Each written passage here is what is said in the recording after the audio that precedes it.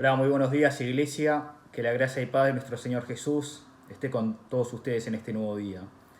El jueves pasado comenzamos con un nuevo libro, que es el libro de Jeremías.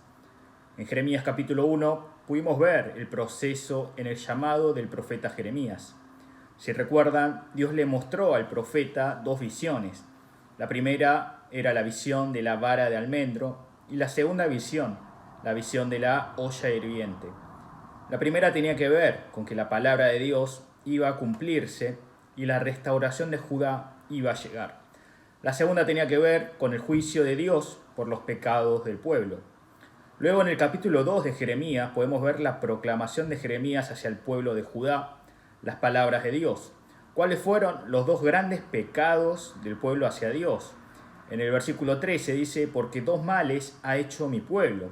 Me han abandonado a mí, que soy fuente de aguas vivas, y han cavado para sí cisternas, cisternas rotas que no retienen el agua.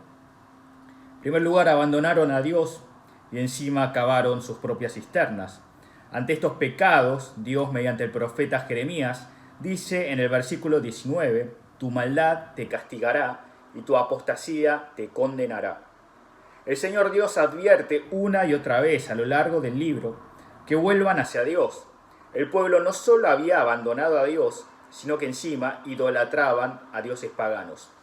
Ante esta situación, en el pasaje de hoy podemos ver la ira de Dios y el próximo juicio sobre ellos. En el versículo 29 dice, ¿por qué contienden conmigo? Todos ustedes se han rebelado contra mí, dice el Señor. Dice que el pueblo se estaba rebelando contra Dios.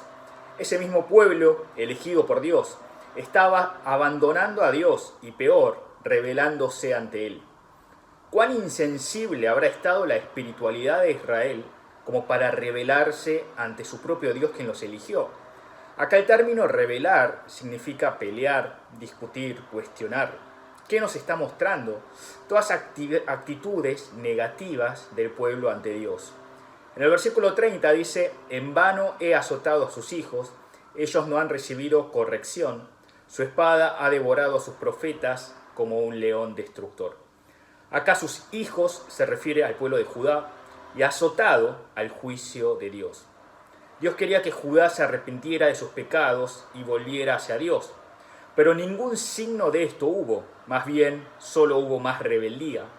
Dios envió a lo largo de la historia de Israel varios profetas para advertir sobre el pecado y el mal que estaban haciendo, pero podemos ver claramente que su pueblo cada vez estaba más insensible espiritualmente. En el versículo 35 dice también, tú dices, soy inocente, ciertamente Él ha apartado su ira de mí.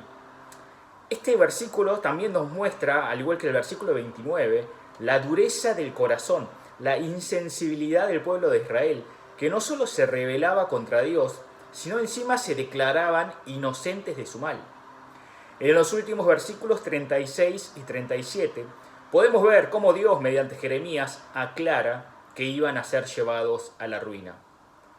Como les dije, a lo largo del libro de Jeremías, vamos a estar viendo esta rebeldía del pueblo de Judá, los consistentes intentos de parte del profeta para que vuelvan hacia Dios y el juicio de Dios por la desobediencia. Viendo estas palabras, podemos sentirnos qué tiene que ver esta palabra con nosotros. Pero cuando leemos la palabra de Dios, debemos verlo como un espejo que nos hace rever nuestro ser. Todos nosotros somos pecadores ante Dios y todos pecamos diariamente. Somos justos por medio de la fe y somos salvos, pero también debemos llevar una vida de santificación. Ante la vida pecaminosa, ante las pruebas y tentaciones que este mundo nos ofrece, debemos humillarnos ante Dios cada día, no mostrar la rebeldía contra Dios como lo hizo el pueblo de Judá y arrepentirnos de nuestros pecados diariamente. Para eso necesitamos estar cerca de Dios, meditar de su palabra, leer de su palabra, recordar de que fuimos salvos sola y únicamente por su gracia.